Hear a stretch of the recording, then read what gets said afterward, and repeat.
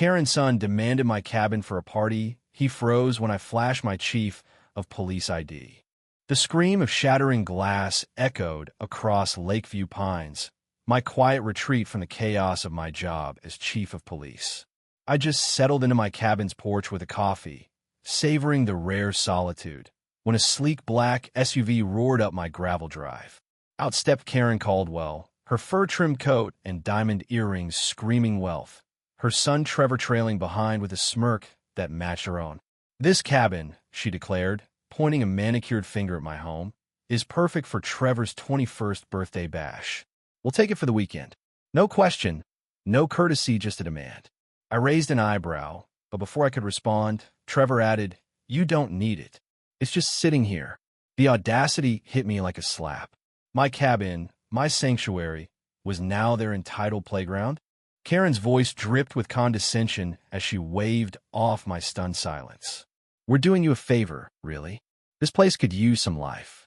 Trevor, emboldened, started unloading party supplies, kegs, speakers, even a neon sign from the SUV, as if my property was already theirs. I tried reasoning. "This is private property. You can't just claim it."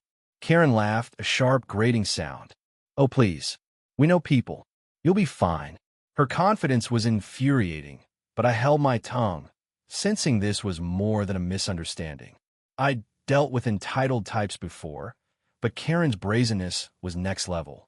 As Trevor kicked over my flower bed to make space, I knew this wasn't just about a party. They were testing how far they could push. The truth unraveled fast. Karen wasn't just some rich mom throwing a party. She was a local real estate tycoon with a reputation for bullying property owners into selling cheap.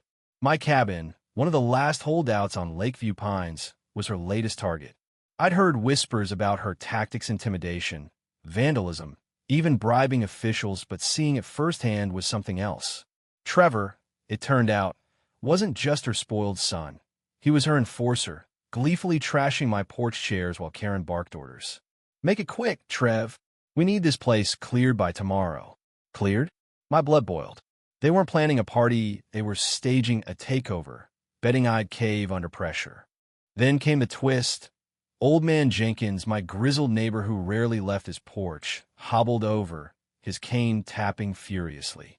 "I saw him last night," he rasped, voice low so only I could hear. "Karen's crew was scoping your place, talking about accidental damage to force you out." Jenkins, a retired lawyer with a nose for trouble, had recorded their conversation on his phone. The audio was grainy but damning. Karen's voice, clear as day, plotting to make the cabin uninhabitable so I'd sell cheap. My jaw clenched. This wasn't just entitlement, it was calculated. Jenkins' evidence was a game changer, but I needed more than a recording to stop her. The confrontation exploded that evening. Karen and Trevor had escalated, smashing my windows and dragging my furniture onto the lawn, claiming it was party prep. Neighbors gathered, drawn by the noise, their faces a mix of shock and outrage. Karen, unfazed, strutted through the wreckage, tossing her hair and sneering. "This is our lake now." Trevor, egged on, spray-painted Party Zone on my cabin's wall. That was my breaking point. I stepped forward, pulling my chief of police badge from my pocket and holding it high. The crowd gasped. Trevor froze mid-spray, paint dripping down his hand. Karen's smug grin vanished, replaced by a flicker of panic. "Yuri, nobody," she stammered, but her voice cracked. I leaned in, voice steady but ice-cold. "I'm a law here, Karen, and you just vandalized my property." The fallout was swift and brutal. Karen tried to spin it, claiming it was all a misunderstanding, but the neighbors weren't buying it. Jenkins played his recording for the crowd, and their murmurs turned to boos. Karen's face drained of color as she realized her scheme was exposed. Trevor, suddenly silent, dropped the spray can and backed away, his bravado gone. I called to my deputies, who arrived with lights flashing. Karen's attempts to name-drop local officials fell flat. Me badge outranked her connections. As the cuffs clicked on Trevor for vandalism and Karen for conspiracy to commit property damage, she screamed, "You can't do this. I own this town." But the crowd's cheers drowned her out. Her empire of intimidation crumbled in real time. and the lakefront felt lighter, freer. By morning, the Caldwells were the talk of Lakeview, Pines not as tycoons, but as cautionary tales.